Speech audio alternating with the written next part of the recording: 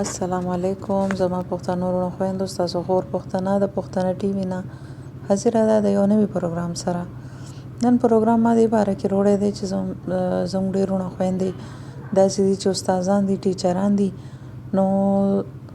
ډېر پکې ښه دي ماشومانو سره ښه رویه ساتي هم د هغې په وجه زموږ نوی نسل کامیابۍ طرف ته روان وي ښه تعلیم وکړي ښه پړهی وکړي او څه ترېنه جوړ شي. خو څه استادان داسې هم دي څه ټیچران داسې هم دي چې هغوی ماشومان وهي او یروي. نو هغه استادانو او ټیچرانو ته چې ماشومان بې انتها وهي او هغه یروي ماشومان ته ګبراویږي هغوی ته زما خواست دی چې تاسو ماشومانو سره ښایسته رویه وساتئ چې هغه تاسو نه یریږي نه څنګه چې هغې خپل مور او پلار ته هر خبره هر څه ویلی شي داسې تاسو نه هم د خپلې پړهایۍ د خپل سبق د هر یو سوال باره کې تپوس ښه ډاډه کولی شي. نو دې باره کې ما یو ورکوټې غوندې کیسه راغله زه تاسو سره شیر کول غواړم.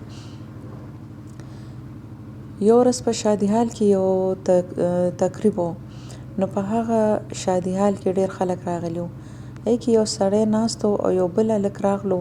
او هغه سره یې سلام دعا وکړه او هغه ته یې وویلې چې تاسو زه وپېژندم. نو هغه ورته ډېر په غور سره وکتل او بیا یې ورته وویل چې بلکل ما وپېژندئ. زه چې کله د پرایمري سکول استاد وم پرایمري سکول کې چې کله زه استاد وم نو په هغه سکول کې ته زما شاګرد وې وې او بلکل ما وپېژندې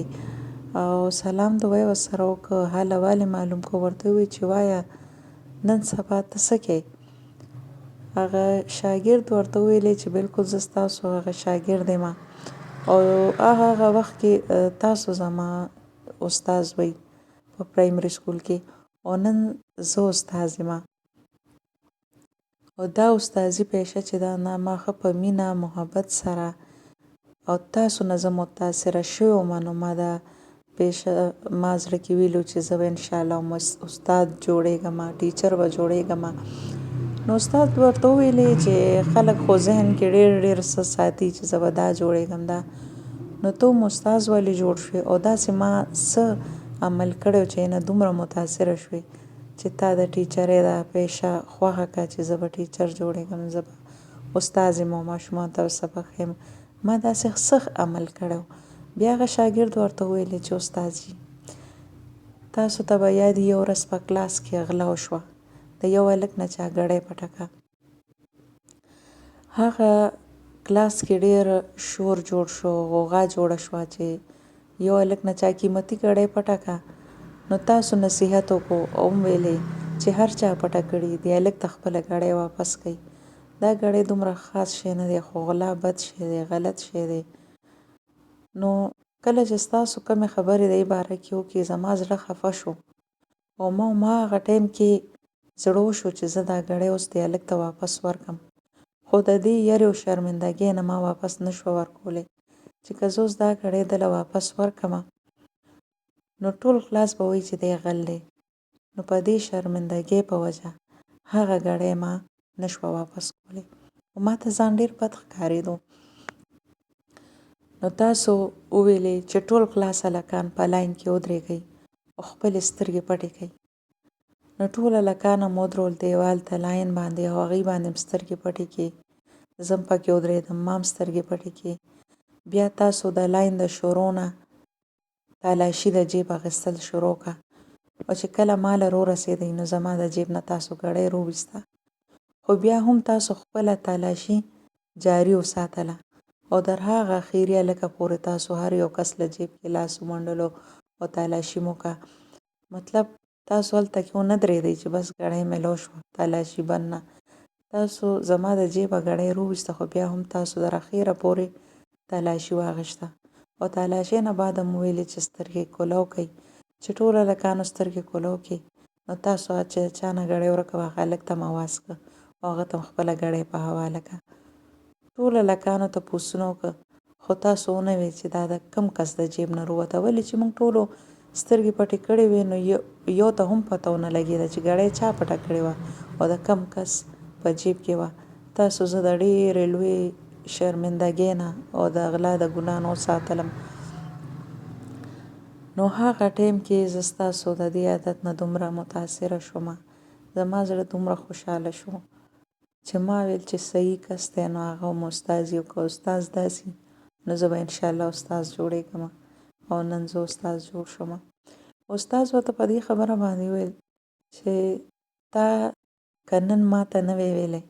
چې ګړۍ زما د جیبه ووته نو یقین وکړه ما ته د روسه دا هم پته نه وه چې چا پټه کړې وه. شاګرد ورته وویل چې هغه څنګه؟ استاد ورته وویل چې تاسو ټولو باندې ما کله سترګې پټې کړې او د یو جیب مې چک کولو نو هماغه ټایم کې چې تاسو سترګې پټې کړې نو ما هم خپلې سترګې وتړلې، ما هم خپلې سترګې پټې کړې او بیا مې د هر یو جیب کې لاس ومنډلو نو ما ته هم پته ونه لګېده چې د کومه لږ د جیبه ما ګړۍ راوویسته، ولې چې ما خو د خپل ځان مخې ته هم نه شرمنده کولې او داسې مې در اخره پورې د یو لږ د جیبه راووته او د په باوجود مې در اخره پورې تلاشي واخیسته او داسې یو کس مې د بل باندې پوه نه کو نو چې څنګه یې ته پته ونه لګېده ما ته هم پته نه وه، ولې چې ما خپلې سترګې پټې کړې وې او دا خو ستا وویل چې ګړۍ ما پټه کړې وه، ګینې ما ته د دې پته نه وه. نو زما وروڼو خویندو دې ته وایي استاذ. دا دی استاذ چې داسې استاذ چې هغه شاګرد هر څه جوړېدی شو، ډاکټر جوړېدی شو، انجینرینګ هم هغه کولی شو، هر پیشه هغه اپناولی شو، هر طرف ته تللی شو ځکه چې هغه ټایم کې هغه په پرایمري سکول کې و خو د خپل استاذ د دې ښکلي ښایسته عمل په وجه دومره متاثره شو چې هغه وی که دا استاذ داسې نو زه به انشاءالله استاذ جوړېږم. نو زه ټول استادانو ته وروڼو خویندو ته خواست کوم چې ماشومان یاروئ مه،